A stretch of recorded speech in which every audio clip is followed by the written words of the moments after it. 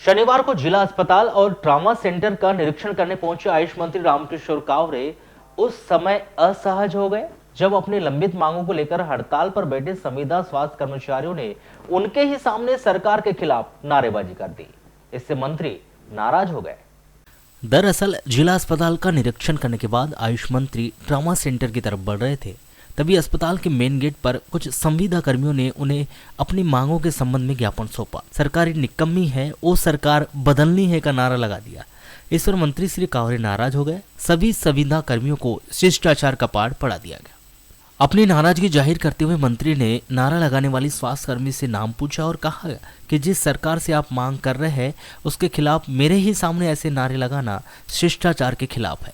उन्होंने कहा कि संविदा कर्मियों के साथ है, उनकी मांगों को मुख्यमंत्री तक पहुंचाने के लिए जिम्मेदार है, लेकिन इस तरह की नारेबाजी गलत है। शिष्टाचार का पाठ पढ़ाने के साथ ही मंत्री ने संविदा कर्मियों को उस सर्विस एग्रीमेंट की याद दिलाई जिसमें नौकरी ज्वाइन करने से पहले उन्होंने किन शर्तों पर हस्ताक्षर किए थे।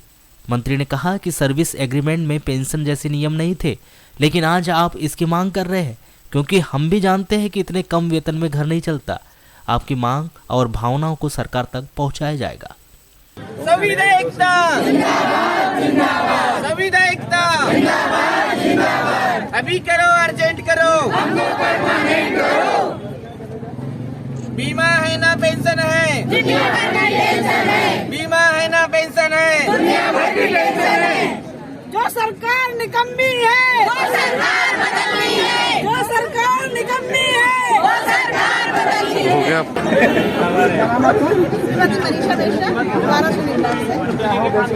एनएम की पोस्ट में सर, मैं संविदा कर्मचारी हूँ, विगत 3 सालों से हूँ। मुझे 9,000 पेमेंट मिलता है सर। रात दिन हम लोग कोरोना में काम करवाया गया और हम उसको कुछ भी नहीं दिया गया। एक सर्टिफिकेट दिया सर, सम्मान से पेट नहीं भरता, उसके लिए काफी चीजें करना पड़ता है। सर आपने एग्रीमेंट में क्या दस्तावेज क्यों पता? अभी करो, अर्जेंट करो, हमको परमानेंट करो, अभी करो अर्जेंट। अरे भाई सुन रहे हैं ना, अर्जेंट कर देंगे ना दादा। सुन तो लो, सुनोगे नहीं हमसे, अब हमको रोक के हम आपसे नहीं आए तो आप हमको सुन भी नहीं। देखिए आवाज आ रहा है, आप मेरे माध्यम से किसको पहुंचाना चाहते हो? माननीय मुख्यमंत्री। मैं जिस व्यवहार के साथ में मैं चाहता तो यहाँ से निकल सकता था, पर मैं व्यवहार के साथ ना अब मेरे ही सामने बोल रहे हो कि ये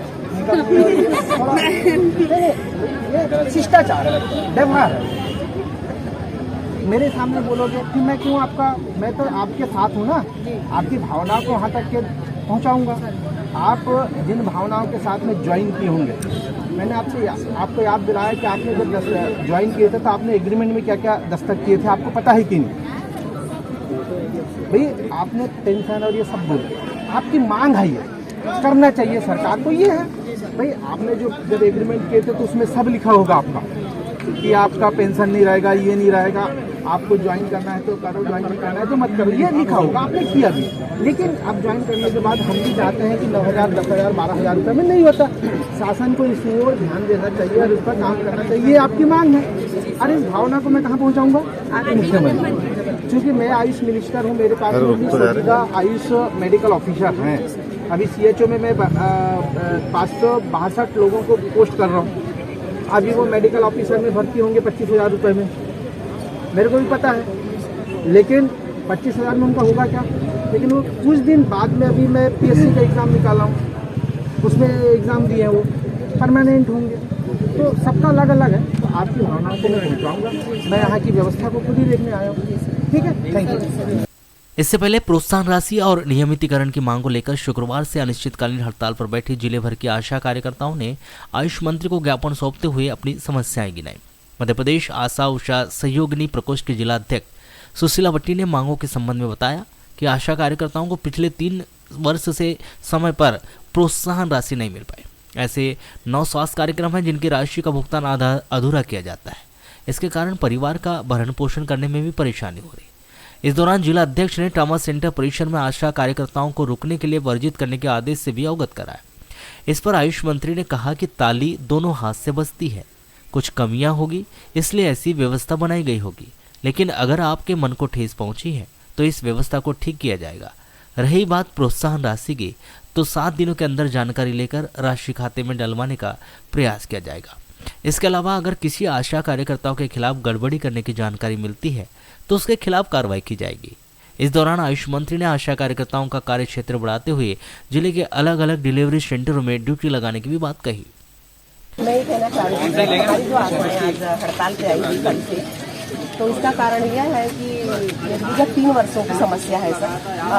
आप लोग भी, सभी लोग मतलब डिपार्टमेंट से सब लोग को अवगत है कि हमारी आशा बहन ने बड़ी कोरोना काल में काम किया और सब लोग पीपी किट लेकर के तो सारा चीज का सामग्री रहा, लेकिन हमारी आशा बहन बिना सैनिटाइजर, बिना मास्क, सारी मतलब सुविधा उन लोग के लिए, हमारी आशाओं के लिए, बहुत आशाओं को कम मिला है और बॉर्डर में काम किया। उसके बावजूद भी कोरोना के जो 17 वाइज काम करने का राशि मिलने का था वो भी राशि नहीं मिल पाई आज तक हमारी आशाओं को। और जो इंसेंटिव है सर, इंसेंटिव है उसमें बढ़कर के आया है, उसकी भी राशि आज तक नहीं मिली है और विगत 3 वर्षों से आधी अधूरी राशि मिलती है, जबकि बजट अलॉटमेंट उधर से प्रशासन से पूरा आता है और जब पूरा आता है तो हमारी आशाओं को पूरा क्यों नहीं मिलता। वजह यही है धरना करने का हमारा कि हमारी आशाओं को आधा अधूरा की राशि मिलती है और आधी अधूरी राशि में हमारी आशाओं का भरण पोषण कैसे होगा और परिवार का संचालित कैसे करेंगे। आपने उस दिन धन्यवाद के पात्र बनाया आशाओं को, चिरायु मेडिकल के लिए गांव के लोगों को कि आप प्रोत्साहित करो कि निःशुल्क सेवा मिल रही है, निःशुल्क उपचार हो रहा है और धन्यवाद भी दिया, लेकिन धन्यवाद का पात्र बोला गया। और अभी जो सर चस्पा लगा हुआ है, हमको कोई प्रॉब्लम नहीं है सर कि हम गायनिक वार्ड में जाकर के खड़े रहे, हमको कोई दिक्कत नहीं, पर सर उसमें जो शब्द लिखा हुआ है कि आशा कार्यकर्ता को इस परिसर में रुकना वर्जित है, तो एक आशा की छवि खराब हो रही है सर और उनके स्वाभिमान को ठेस पहुंच रहा है। और प्रॉब्लम नहीं है, मैंने सर से बात किया था उस दिन, तो सर ने बोला कोई प्रॉब्लम नहीं, आ जा सकती है। हालांकि वहां जाओ तो इस प्रकार की भाषाएं मिलती है। आप अपना बता दो, मैं तो सुन लिया। हाँ सर, मैं जा ही रहा हूँ वहाँ देखने। हाँ सर, और कुछ चीज़ें हमारे ध्यान में भी आया, उसको भी देखने आए। जी सर। देखिए, तालियां दोनों हाथ से बजती हैं, कुछ कमियां होगी, हो सकता है उस कमियां को ठीक करने के लिए व्यवस्था, लेकिन आपके मन को ठेस पहुंचा है तो उस व्यवस्था को भी हम ठीक करेंगे जी। इंसेंटिव वाला विषय आया है तो इंसेंटिव के लिए तो मैं तो कुछ बोल रहा हूँ आपको, जो ब्लॉक स्तर पे मामला आया होगा ना सामुदायिक ये विषय एक, तो मैं खुद ही 7 दिन के अंदर चेक करवा के आपको पैसा पूरा मिल जाए और जो इसमें अगर कोई संबंधित व्यक्ति गड़बड़ करवा देता है, कोई ना कोई व्यक्ति होगा, तो मैं उसके ऊपर में भी कार्रवाई करूँगा। अगर वो जानबूझ के ये सब चीज़ किया है या कुछ ऐसा किया है, जांच में आएगा, पाया जाएगा, प्रतिवेदन के हाथ में कार्रवाई। ठीक है, ये मैं आपको आश्वस्त करता हूँ। और आज ही मैं अचानक आया हूँ, किसी को बता के नहीं आया हूँ, मैं कुछ देखने आया हूँ।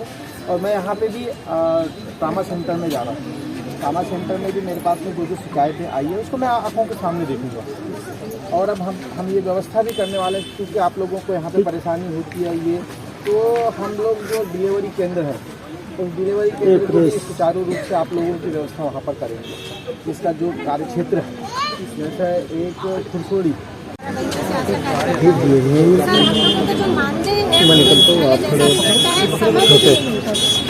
इस महीने में अभी तक नहीं आप आओ, आपको करवाता हूँ। आप आइए, मैं जेल दिलवाता हूँ रहेगा ना। दिखाओ ना डॉक्टर साहब, दिखाओगे तो किसको दिखाओगे?